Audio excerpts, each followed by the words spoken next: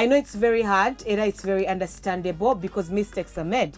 But if you could take caution, webagamba nti suwano bulijjo abawaana nti abakyala be bapayinga more attention, the way you pay attention and to detail ng'olongoosa ng'oshoppinga ng'ofumba bannange, pay the same attention when you're choosing a man or when you're deciding to take off your panties.